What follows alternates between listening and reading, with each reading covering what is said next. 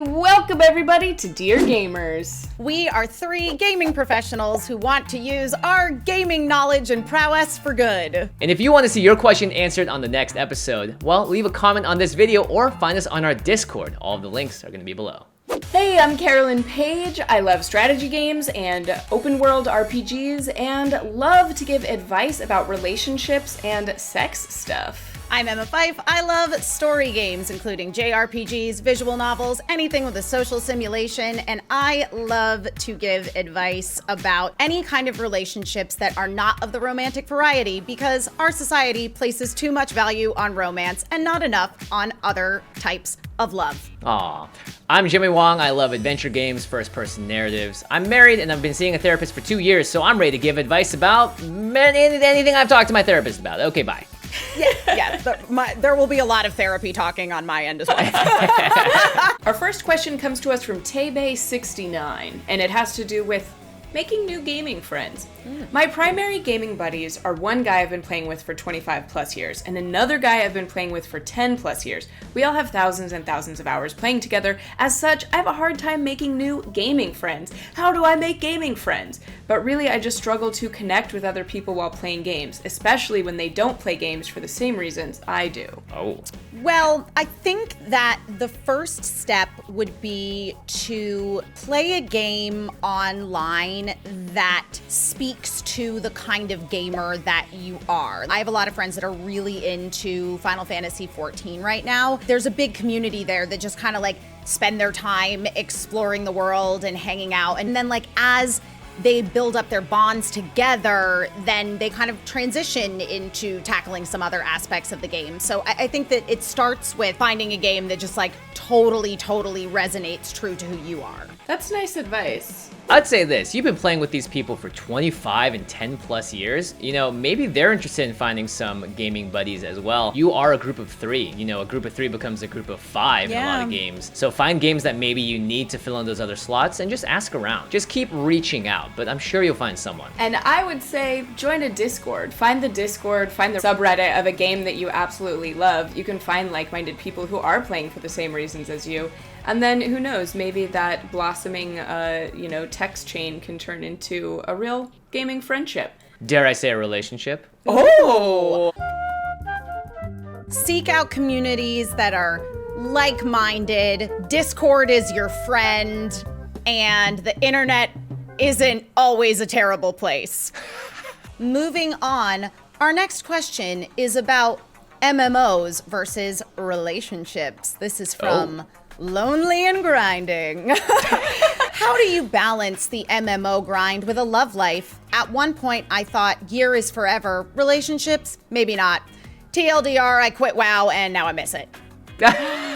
Whoa! Do we think Lonely and Grinding hasn't found love in real life and would like to find love life in the MMO? Because I would say that doesn't tend to work out. Fortunately, life is not like an anime because there is an anime series called Recovery of an MMO Junkie where two players fall in love IRL and they also find out that they've been playing an MMO together, which they're trying to hide from one another because, you know, it's not cool and socially acceptable to play MMOs. Oh, gosh. At the end of the day, a relationship is about two people and it's about the happiness of two people. And if you are constantly sacrificing or just worried about the other person's happiness and not your own happiness, that is not going to lead to a successful relationship. Gaming is a huge passion, and just like any other passion and hobby in your life, your partner has to understand that. And it's okay that video games are important to you. I spend all my free time gaming, and my partner gets it because he's spending his free time gaming too. Do we play a lot of co-op games? No. Do we fight about that? Yes, it's fine. My many 2D boyfriends totally understand my gaming. Find someone that shares your interests and is going to support you in what you do, as long as you're not so addicted to it it's ruining the other parts of your life like it did for me. Don't fall down that same hole. That's true, especially with MMOs. Okay, the final verdict on this is there is more to life than WoW. However, it's still very important to find a partner who respects your passions so long as your passion is not an addiction. And your raid schedule. They need to respect your raid schedule. Yeah, and your raid schedule. Very, very important. our last question today is a audio question, and keep in mind if you are on our Discord, you can submit audio questions as well. So again, click that link below. This one is from Goose Loonies 91, who has a love-hate relationship with EA. So let's play the clip. Dear VENN, I played EA games going back to when they first arrived on the scene in the early 90s, but things have really changed with EA since then. To me, the game seems more like a money grab with their pay-to-play approach to improve your team in the game. Also, there's a mass issue among gamers with the DDA that the company wholeheartedly denies. This causes your team to lose games to lesser teams to then make the gamer think they need to buy more loot boxes to improve your team. Add to the fact that the game seems like a copy and paste from the previous season just adds to the frustration. I love the game, but I have a problem with these issues that make me want to reconsider this love-hate relationship. Please help. Sincerely, Goose Loonies 91. EA is a company that has made some decisions in recent years that I think are extremely alienating to their existing audience. You need to take a hard look and go, is this a love-hate relationship anymore, or is this merely a hate-hate relationship? Oh. Clock those moments of frustration when you're playing.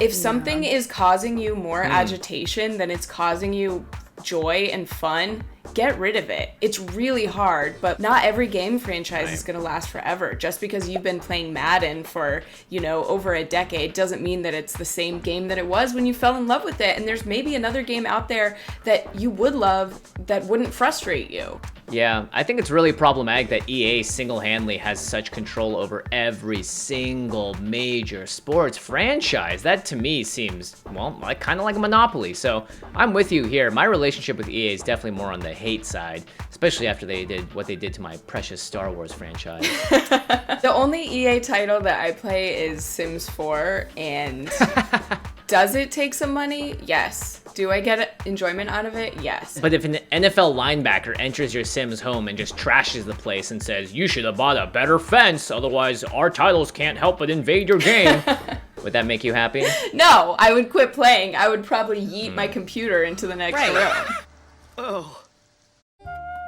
To sum up, I believe EA is not everyone's favorite company, but you're going to need to examine those relationships and figure out which ones are good for you and which ones aren't. Did you like the questions that were asked today? Do you want to see more of this? Well, then subscribe to this channel, hit that notification bell, and of course, if you want to ask a question, leave a comment below or find us on our Discord. And a big thanks to everyone else here today that helped answer these questions. Emma, Carolyn, you all rock.